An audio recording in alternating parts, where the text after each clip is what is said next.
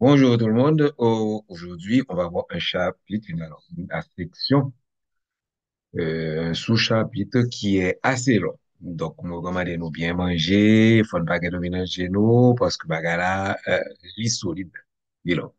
Donc, 31.4, les lymphocytes B et T, ainsi que les cellules présentatrices d'antigènes sont des cellules des défenses adaptatives. Objectif d'apprentissage, comparer la fonction générale des lymphocytes B et des lymphocytes T, ainsi que leur origine et leur processus de maturation. OK? Et définir l'immunocompétence et l'autotolérance, décrire la sélection positive et la sélection négative des lymphocytes T, et nommer diverses cellules présentatrices d'antigènes et décrire leur rôle dans les défenses adaptatives. Ça, ce sont les objectifs d'apprentissage. À quoi ça sert? Je le rappelle, c'est le besoin révisé. Faut nous relire ça. Si nous comparer la fonction générale des lymphocytes B et des lymphocytes T, ainsi que leur origine et leur processus de maturation, ça pas dit rien. Il faut aller relire. OK? On y va. Donc, le système immunitaire adaptatif fait intervenir trois types de cellules essentielles. Deux populations distinctes de lymphocytes, ainsi que des cellules présentatrices d'antigènes, CPA. Donc, section ça va parler de trois cellules ça. Les cellules lymphocytes B ou cellules B interviennent dans l'immunité humorale, OK? Tandis que les lymphocytes T ou cellules T sont des lymphocytes qui ne produisent pas d'anticorps et modulent le déroulement de la réaction inflammatoire. Cellule B pour bone, os, cellule T pour thymus. Et puis, naturellement, troisième, bon, pas regarder l'animation Kounia, parce que si je regarde l'animation Kounia, il y a des informations qui ne sont pas dans cette section. Donc, nous parlons de petit Jean brouillé. On verra ça après. Et naturellement, troisième type de cellules, les fameuses cellules présentatrices d'antigènes, elles ne répondent pas à des antigènes spécifiques, elles jouent plutôt des rôles préparatoires essentiels, comme nous le verrons. Les lymphocytes essentiels, comme nous le verrons, les lymphocytes T ont impérativement besoin des CPA pour reconnaître les antigènes. OK? Donc, trois types de cellules. Les lymphocytes et troisième là qui est les CPA, cellules présentatrices d'antigènes. Donc, on va commencer par bout solide. Bout solide, là, ce sont les lymphocytes. Malgré leurs différences, les lymphocytes B et T se développent de manière semblable. Voyons les étapes de leur développement. Et l'étape ça, nous avons développement, maturation et activation des lymphocytes. Okay? Et on se réfère à la figure 21.8. On va essayer de faire tous les deux en même temps pour nous comprendre une figure pendant que nous comprenons ça qu'a écrit là. Donc, le développement, la maturation et l'activation des lymphocytes B et T suivent 5 étapes. 1. Origine. Schéma montre origine. Les lymphocytes B et T, précurseurs, sont issus précurseurs. Donc, ça veut dire que yo pocovine lymphocyte B, yo pocovine lymphocyte T. Donc, les précurseurs des lymphocytes B et T sont issus de la moelle osseuse rouge qui se trouve, j'ai montré schéma, au niveau des épiphyses qui, elles, sont remplies de tissus osseux spongieux. OK? Deuxième, c'est la maturation. Ici, son résumé. Et on regarde par qui bon, par qui rempli. OK? La maturation. Durant la vie fœtale, les lymphocytes sont éduqués. Ça veut dire qu'ils subissent un rigoureux processus de sélection. Et cette éducation vise deux objectifs. Un, l'immunocompétence et de l'autotolérance. Nous voilà en gras. OK?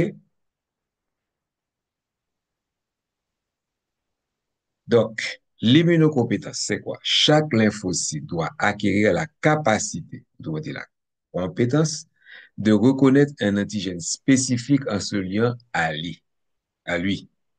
Cette capacité est appelée immunocompétence. Donc, immunocompétence, c'est le lymphocyte là, il a regardé, il dit, ah, ça c'est antigène, pas. Il tout connaît sous lui pour le faire, ça, alguien pour le faire. OK? Donc, c'est de ce qu'on appelle reconnaître un antigène spécifique en se liant à lui. Lorsqu'ils deviennent immunocompétents, les lymphocytes B ou T présentent à leur surface un type de récepteur unique en son genre. Ces récepteurs, il y en a environ 10 puissance 5 par cellule, confèrent aux lymphocytes la capacité de reconnaître un antigène spécifique et de s'y lier. Après l'apparition des récepteurs, le lymphocyte est contraint de ne réagir qu'à un seul déterminant antigénique. OK? Car tous ces récepteurs d'antigènes sont identiques. Les récepteurs des lymphocytes B sont en fait des anticorps liés à la membrane, tandis que les récepteurs des lymphocytes T, pardon, sont plutôt des produits issus de la même superfamille de gènes et ont des fonctions semblables. Donc, immunocompétence. OK? Lymphocyte pour le gain antigène. Pardon, pour être capable de reconnaître antigène. Tandis que lymphocyte B, ça, capacité pour reconnaître antigène là, ce sont des anticorps liés à la membrane. OK? Tandis que lymphocyte T, c'est plutôt au niveau du noyau. OK? Donc, des produits issus de la même superfamille de gènes. Autotolérance. Chaque lymphocyte doit présenter une absence relative de réaction aux antigènes. Chaque lymphocyte doit présenter une absence relative de réaction aux auto-antigènes, pardon, afin de ne pas attaquer les cellules de l'organisme. Il s'agit de l'autotolérance. Donc, deux principes que lymphocyte T peut développer, il faut reconnaître ça qui pas bon pour l'organisme, antigène, OK? Mais, faut yo pas attaquer les produits de l'organisme. Ça veut dire autotolérance. Donc, absence relative pour auto-antigène. Nous avons antigène l'encore nous, mais antigène ça, il fait partie du soi. Ça veut dire auto-antigène. Pour qu'on finisse avec maturation. OK? Nous avons deux objectifs de maturation. Immunocompétence et autotolérance. Qu'on y a, yo continue. La maturation est un processus d'une durée de 2 à 3 jours et a séparé chaque lymphocyte. Pour les lymphocytes B, elle a lieu dans la moelle osseuse, c'est ça que fait les lymphocytes B. B, c'est pour bone, qui veut dire os en anglais. Pour les lymphocytes T, elle a lieu dans le thymus. Donc T, c'est pour thymus. Heureusement pour nous, thymus, hein, il écrit même genre en anglais qu'en français. Comme nous l'avons vu au chapitre 20, j'espère que nous t'es nous-mêmes, les organes lymphoïdes dans lesquels les lymphocytes deviennent immunocompétents, thymus et moelle osseuse, sont appelés organes lymphoïdes primaires. Tous les autres, c'est-à-dire les ganglions que les nœuds lymphatiques, la rate, les amygdales, l'appendice, donc tous les autres sont appelés organes lymphoïdes secondaires. À la page 913, nous sommes à 911, donc on nous la donne. Nous examinerons le processus de sélection qui oriente la maturation des lymphocytes. Donc, ça, c'était la maturation. Comment est-ce que le schéma a résumé ça? Maturation. OK? Donc, il montre chaque, une balle dans le thymus, une balle dans le moelle osseuse, donc la protéine dans le moelle osseuse rouge. Et toujours les lymphocytes précurseurs destinés à devenir des lymphocytes T migrent par le sang vers le thymus où ils subissent un processus de maturation. Les lymphocytes B acquièrent leur maturité dans la moelle osseuse. Donc, lymphocyte B, il n'est pas sorti après t'es dans tandis que le lymphocyte T1 l'a sorti par l'intermédiaire du sang et par l'antimus sang. Durant leur maturation, les lymphocytes acquièrent leur immunocompétence. Donc, vous voyez, récepteur à antigènes et autotolérance. Il ne faut pas qu'ils s'attaquent aux auto-antigènes. On continue. 3. Colonisation des organes lymphoïdes. Secondaire. OK? Colonisation des organes lymphoïdes secondaires et de la circulation. On qualifie de naïf. Ah, on vient encore l'autre bagaille. C'est que l'un fin gain, autotolérance et immunocompétence, on parle de lymphocytes naïfs. On qualifie de naïfs les lymphocytes B T immunocompétents qui n'ont pas encore été exposés à un antigène. Et nous commençons ouais qu'on y a qui ça CPA, cellules présentant les antigènes pour le servir. OK? C'est au même cap fait que lymphocytes là, pas naïf encore. Donc, les lymphocytes T et B naïfs quittent les organes lymphoïdes primaires pour coloniser les organes lymphoïdes secondaires, nœuds lymphatiques, rate, etc., dans lesquels ils rencontrent les antigènes. OK? Donc, comme il dit, il faut beaucoup former, il faut beaucoup adultes.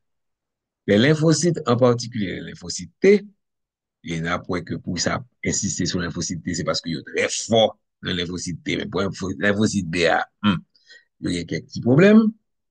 OK? Donc, pour qu'on ait exactement tout qui gère lymphocyte B a marché bien, mais on connaît le plus bien pour lymphocyte T.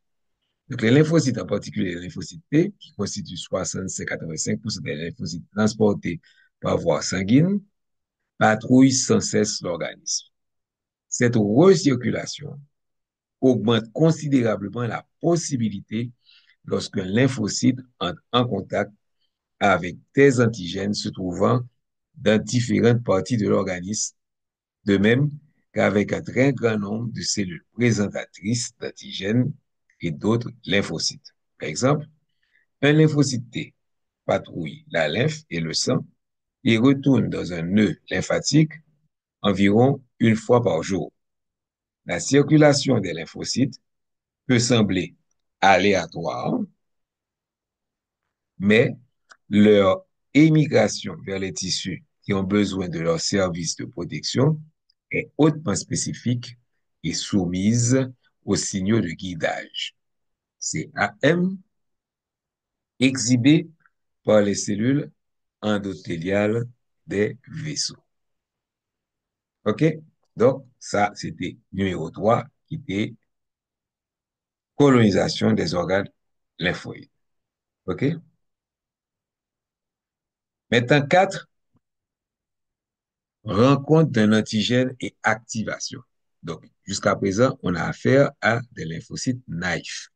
Rencontre de l'antigène et activation. Habituellement, la toute première rencontre entre un lymphocyte immunocompétent mais naïf vis-à-vis des antigènes envahisseurs a lieu dans la rate ou dans un nœud lymphatique. Heureusement, elle peut aussi survenir dans n'importe quel organe lymphoïde secondaire.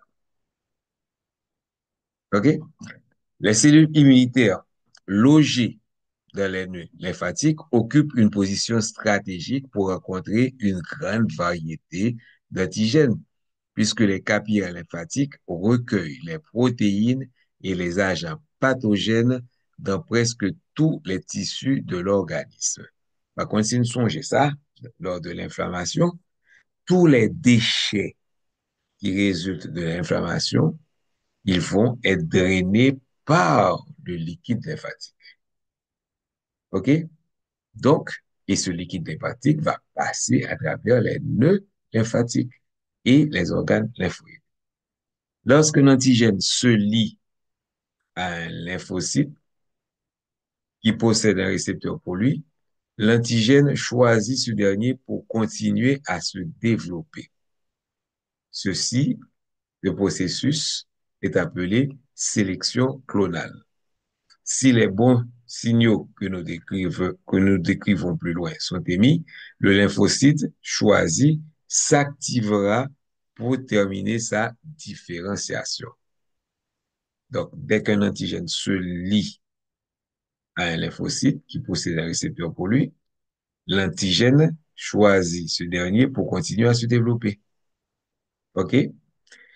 Ce processus est appelé sélection clonale. Maintenant, on va voir le schéma qui nous montre quatre. Donc, un, 2, 3, 4. Rencontre de l'antigène, ici, et activation. Lorsque les récepteurs antigéniques d'un lymphocyte se lient avec leur antigène, ce lymphocyte est activé. Une fois que le lymphocyte est activé, qu'est-ce qu'il va avoir? Cinquième étape. Rencontre, donc quatrième était rencontre de l'antigène et activation. Donc, on y a sorti de naïf, il vient activer. Lorsque l'activé, qui ça l'a fait? Prolifération et différenciation. Une fois activé, le lymphocyte prolifère rapidement pour former une armée de cellules exactement pareilles à lui et portant les mêmes récepteurs antigéniques. Cette armée de cellules identiques, qui sont toutes issues de la même cellule souche, est appelée clone.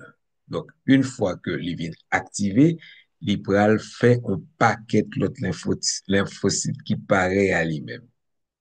Donc, la plupart des membres du clone deviennent des cellules effectives, c'est-à-dire que ils peuvent attaquer ça infection, OK? Mais quelques cellules, quel- mais quelques membres seulement du clone deviennent des cellules à mémoire, des cellules mémoire qui peuvent rester là en dormant et qui ils peuvent chaque fois que même infection vient, ils peuvent être capables de réagir rapidement, OK, si elles rencontrent de nouveau le même antigène. Donc les cellules mémoire B et T ainsi que les lymphocytes T effecteurs patrouillent continuellement dans l'organisme. Donc, voici les 5 étapes pour le développement, la maturation et l'activation des lymphocytes. Et on va regarder qui va qui était le schéma de la formation des clones. Deux types de clones, ça peut l'attaquer, ça peut l'arrêter en mémoire. OK? On continue. Donc, ça, c'était la partie développement, maturation et activation des lymphocytes. 5 étapes. Maintenant, établissement de la diversité des récepteurs antigéniques dans les lymphocytes. On sait que les lymphocytes acquièrent l'immunocompétence avant la rencontre avec des antigènes. Les attaques, les attaqueront peut-être plus tard. OK? Le système immunitaire élaborerait au hasard une très grande variété de lymphocytes permettant de protéger l'organisme contre un grand nombre d'antigènes potentiels. OK? En conséquence, ce sont nos gènes et non, attention, hein, parce que là, antigène, c'est pas un bagage avec gène. Et non, les antigènes qui déterminent quelle substance étrangère spécifique notre système immunitaire saura reconnaître et pourra combattre. Autrement dit, les récepteurs des cellules immunitaires constituent la somme des adaptations acquises durant l'évolution par nos gènes à l'égard des micro-organismes susceptibles de se trouver dans notre environnement. Un antigène détermine seulement lequel des lymphocytes T et B déjà existants va proliférer et s'attaquer à lui. Donc là, il a expliqué les récepteurs, OK, des et établissement de la diversité des récepteurs antigéniques. Et là, il dit que ce n'est pas antigène qui peut provoquer la formation des récepteurs des lymphocytes. Non. Les lymphocytes ont déjà des récepteurs. Et cela fait partie de notre patrimoine génétique. Ça nous est retransmis par nos parents. C'est pour cela que vous avez des populations humaines qui sont habituées à combattre tel antigène, et puis l'on étranger vini dans la population ça, étranger ça vient fragile, parce qu'il n'a pas gagné. OK? Donc, les récepteurs, ils ont été déterminés par nos gènes. OK? Et maintenant, lorsqu'un antigène n'a vini, antigène n'a pas simplement dit lymphocyte B ou bien lymphocyte T, OK? Mais qui récepteur qu'on y a pour gagner?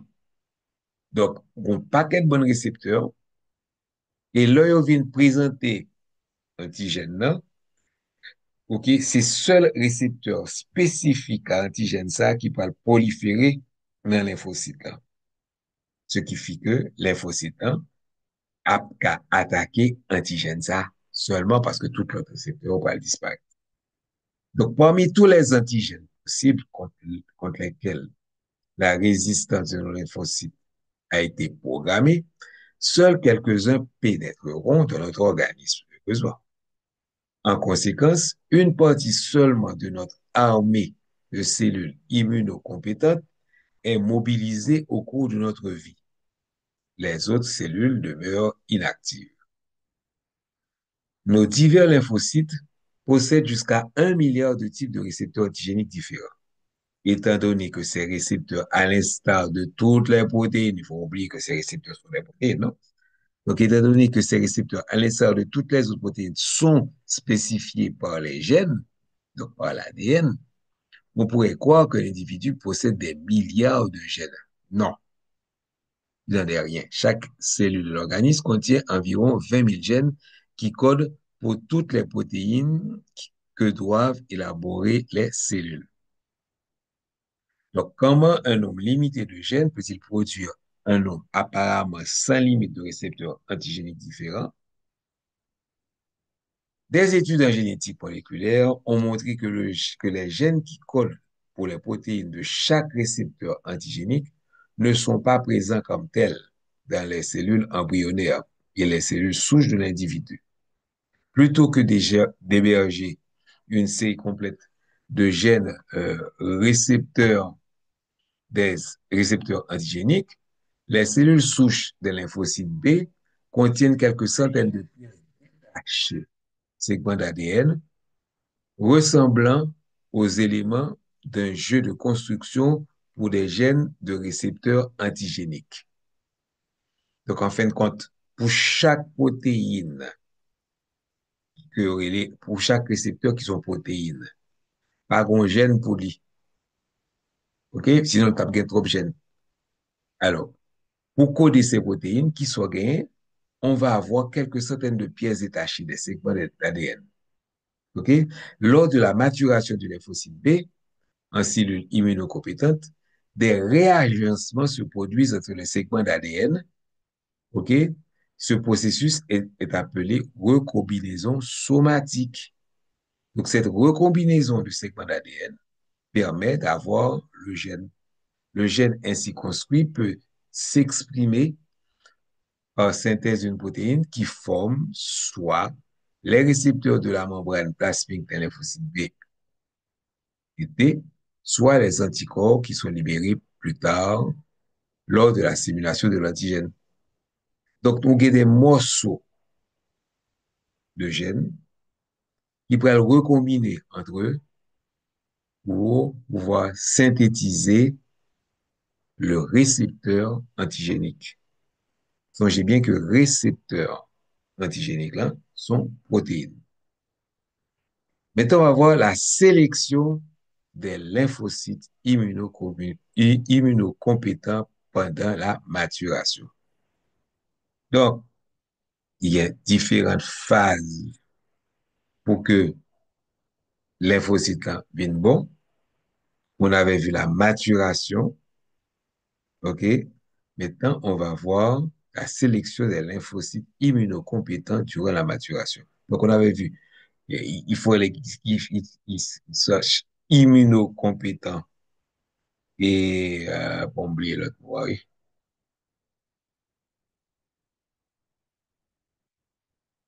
et autotolérants.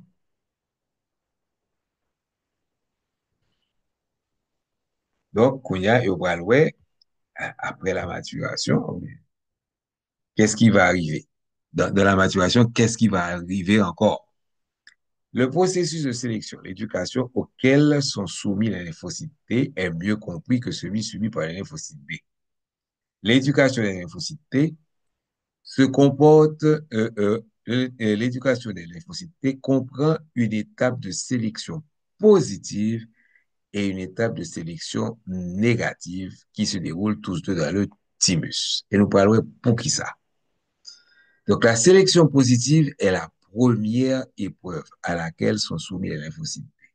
Cette épreuve fait en sorte que seuls les lymphocytes T capables de reconnaître les molécules du soi définies par le CMH du moi survivront.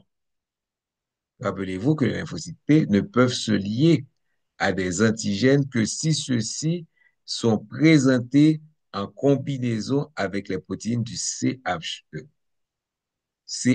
pardon, CMH du soi. OK, c'est histocompatibilité, on va dire. Les lymphocytes T incapables de reconnaître le soi, le CMH du soi, sont éliminés par apoptose. OK? Et regardez un schéma là, 1. OK? Les lymphocytes doivent reconnaître les protéines. Bon, tout bas où ça, CMH, j'avais dit encore, si tu oublies comme moi, complexe majeur d'histocompatibilité du soi. OK? Et vous avez deux schémas. Premièrement, cette cellule-là, qui est la CPA, la cellule présentatrice d'antigènes dans le thymus. Et ici, vous avez le lymphocyte en développement. OK? Et la CPA va avoir deux sites. Premier site, c'est le complexe majeur d'histocompatibilité, ça. Et puis, petit par exemple, en pilule jaune, c'est l'auto-antigène. Donc, la première chose, OK, il faut que le lymphocyte T reconnaisse le CMH du soi. Ce qui arrive ici, ouais, forme protéine récepteur là. OK? Dans ce cas-là, il est adapté au CMH. Dans ce cas-là, la protéine ne reconnaît pas le CMH du soi. Automatiquement, l'échec de la reconnaissance du CMH du soi entraîne l'apoptose par suicide cellulaire. Tandis que si le récepteur, et on se rappelle, c'est une protéine, si le récepteur correspond au CMH du soi, on dit donc que c'est la reconnaissance du complexe du complexe majeur d'histocompatibilité du soi assure la survie des cellules qui sont alors soumises à la sélection négative. Parce que ça n'a pas suffi. OK? Non seulement, OK, le lymphocyte doit reconnaître les protéines du soi, mais deuxièmement, OK, il ne doit pas s'attaquer. Non, voilà, ouais. C'est ça?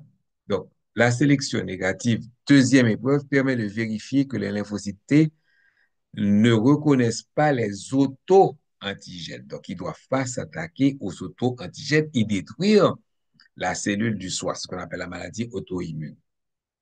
Donc, la sélection négative, c'est la deuxième épreuve, permet de vérifier que les lymphocytes T ne reconnaissent pas les auto-antigènes présentés par le CMH, par le complexe majeur d'histocompatibilité du soi. Le cas échéant, ils sont éliminés par apoptose.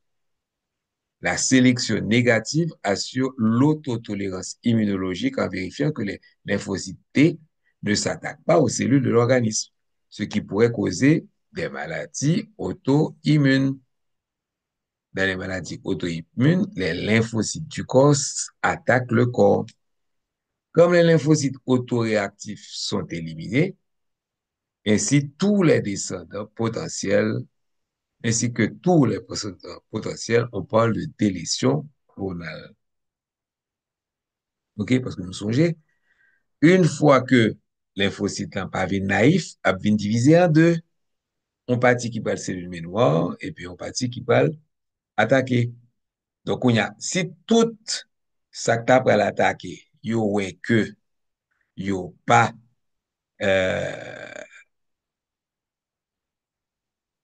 il y a un échec de reconnaissance du soi, pardon, un deuxième là, que la reconnaissance de l'auto-antigène, que reconnaître auto-antigène là, toute cellule ça, qui dérivait de clonage, hein, il va le détruire. C'est ce qu'on appelle la délétion clonage. Et on montre la sélection négative ici.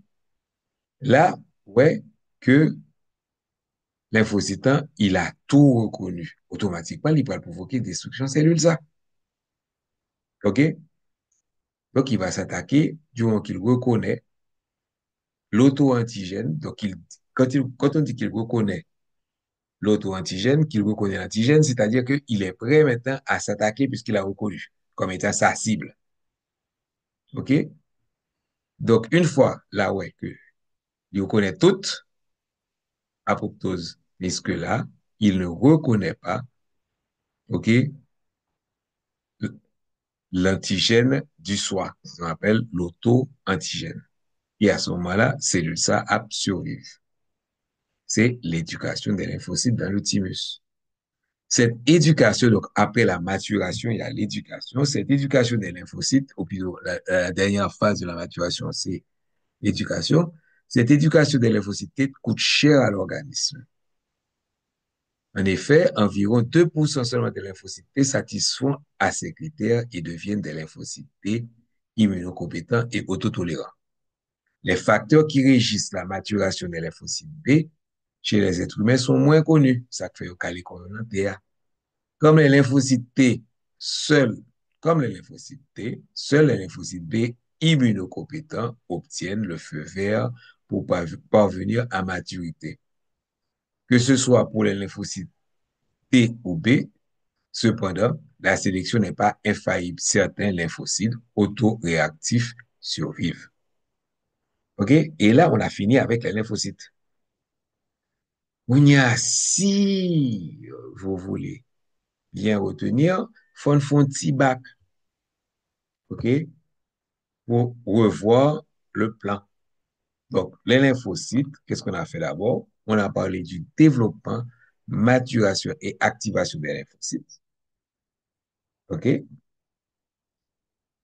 Ils sont donc immunocompétents et autotolérants. Mais comme on n'aura pas encore présenté l'antigène, ils sont naïfs. OK? Une fois qu'on leur a présenté l'antigène, OK, par processus de sélection clonale, OK, il va y avoir prolifération et différenciation. OK? On nous a expliqué comment se fait la diversité des récepteurs antigéniques dans les lymphocytes. C'est pas l'antigène qui provoque le récepteur antigénique, c'est le récepteur antigénique se trouve dans notre processus, dans notre, dans nos gènes. OK? C'est ti ça que vous expliqué en plus. Donc, après maturation, tout explique que, donc voilà, le terme que je cherche, ça fait partie de notre patrimoine génétique. Donc, la maturation.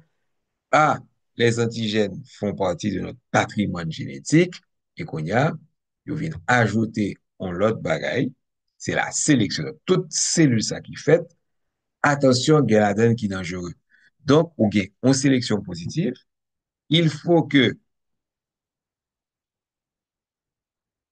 Les lymphocytes reconnaissent le complexe d'histocompatibilité du soi, ce qui va assurer la survie, leur survie, mais il faut qu'ils ne reconnaissent pas les antigènes du soi comme étant un antigène.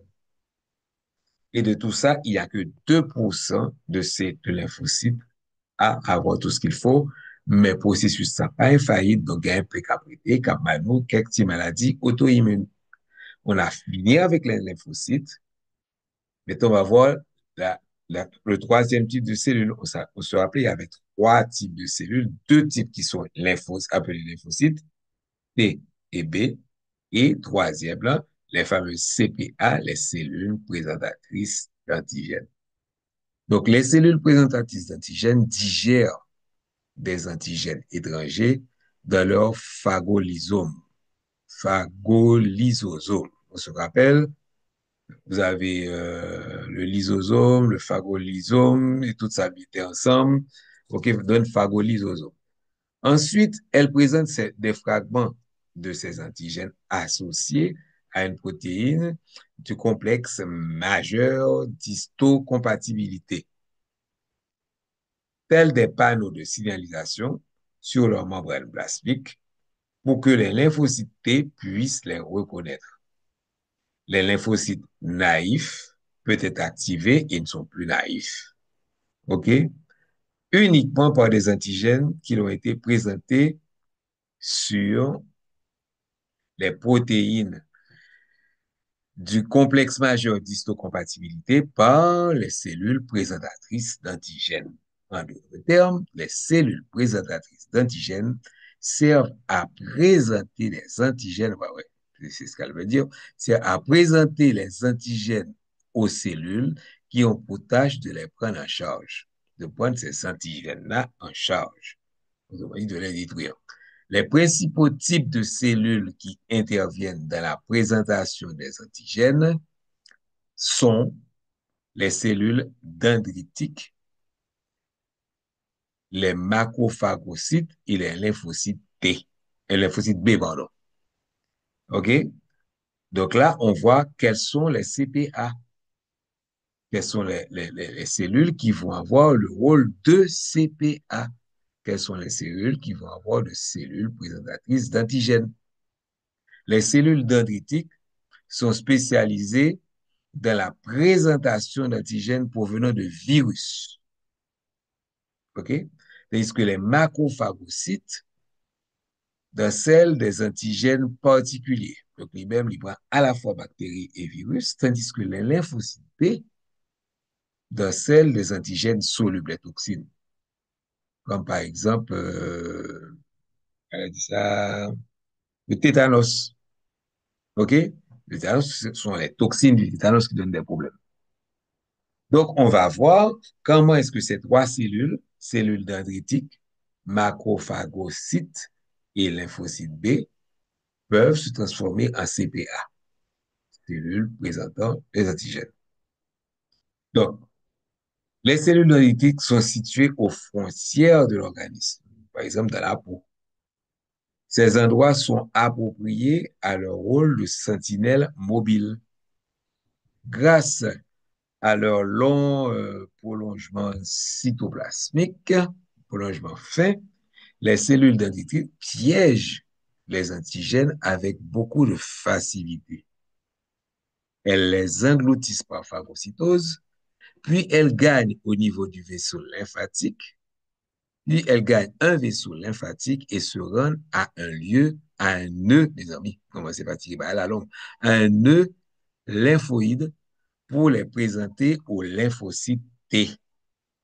On sait aujourd'hui que la migration des cellules dendritiques vers les organes lymphoïdes secondaires est le mécanisme qui favorise le plus la rencontre des lymphocytes avec les antigènes des agents envahisseurs. De fait, les cellules dendritiques présentent les cellules présentatrices d'antigènes les plus efficaces car c'est leur seule tâche.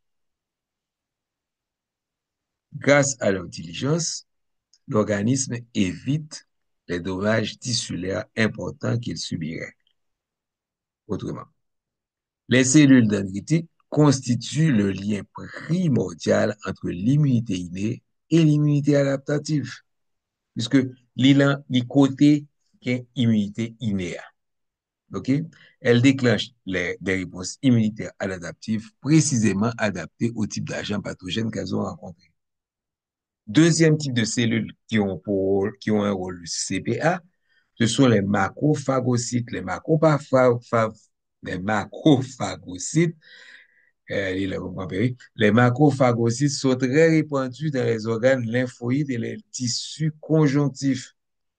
Bien qu'ils puissent, comme les cellules dendritiques, activer des lymphocytes T naïfs, la raison pour laquelle ils présentent des antigènes aux lymphocytes T est souvent différente. Ils le font pour maintenir l'activation des lymphocytes T ou pour s'activer eux-mêmes. Certains lymphocytes T, effecteurs, libèrent des substances chimiques qui poussent les macrophagocytes à se transformer en macrophagocytes activés. Ces derniers deviennent alors de véritables tueurs. Leur pouvoir phagocytaire se trouve renforcé et ils deviennent insatiables. De plus, ils déclenchent de puissantes réactions inflammatoires et mobilisent des défenses supplémentaires. Ça, c'était pour les macrocytes C. Maintenant, lymphocyte B, il y a des lymphocytes B qui vont avoir un rôle de CPA. Contrairement aux cellules dendritiques et aux macrophagocytes, les cellules B n'activent pas les lymphocytes naïfs. Ils présentent plutôt les antigènes à un type particulier de lymphocytes T appelé lymphocytes T auxiliaires pour faciliter leur propre activation. Et ceci, c'est jusqu'à la page 928 ou 914, ouais, que nous parlons de ça. Voilà. Donc, on a fini avec cette partie et je vous donne donc un rendez-vous à la prochaine partie. Un tour qui j'en ai. Ah non, bon, il y a un résumé. En résumé, on peut dire que le système immunitaire adaptatif est un système défensif à deux volets qui utilise des lymphocytes et des cellules présentatrices d'antigènes, qui utilisent des lymphocytes, des CPA et des molécules spécifiques pour la reconnaissance et la destruction de toute substance dans l'organisme, substance vivante ou non vivante, qui est perçue comme faisant partie du non-soi. La réaction du système immunitaire à de telles menaces dépend de la capacité de ces cellules, hein, de reconnaître les antigènes en se liant à eux et deux, de communiquer entre elles de telle sorte que le système immunitaire dans son ensemble organise une réponse spécifique à ces antigènes. Comme vous le verrez sous peu, pratiquement toutes les phases de la réponse immunitaire adaptative s'articulent autour des interactions entre les divers lymphocytes et entre les lymphocytes et les CPA. OK? Donc, on va finir avec le tableau 21.4, OK, qui présente les principales différences et ressemblances entre les lymphocytes B et T, OK? Et ceci vous aidera à vous y retrouver dans votre étude de réaction immunitaire humorale et la réaction immunitaire cellulaire sur lesquelles portent les deux prochaines sections. OK? Donc, on va voir le tableau. Comparaison des lymphocytes B et T. Lymphocyte B, type de réponse immunitaire, c'est humoral, tandis que T, c'est cellulaire. Si c'est humoral, ça sécrète des anticorps, mais pas les T. Principale cible, les agents pathogènes extracellulaires. Bactéries, champignons, parasites, etc. virus dans le liquide interstitiel et les toxines. Tandis que pour le T, ce sont les agents pathogènes intracellulaires. Exemple, cellules infectées par un virus et cellules cancéreuses. Donc, Un petit astérix, faut qu'on regarde, à noter que les lymphocytes T auxiliaires coordonnent la réaction des lymphocytes T et B. L'origine maintenant, B, bonne, l'os, T, T, origine, tous les deux viennent de moelle osseuse rouge. Mais la maturation pour B, bonne, c'est au niveau des os, puisque T, c'est le thymus. Les cellules effectives, nous avons sur les fameux plasmocytes. Tandis que pour les lymphocytes T, on verra ça plus tard, lymphocytes T cytotoxiques, auxiliaires et régulateurs. Et les deux ont des cellules de mémoire. OK, bon, fois ça. Vous finissez tout bon vrai. Je vous donne rendez-vous à la prochaine section. Au revoir.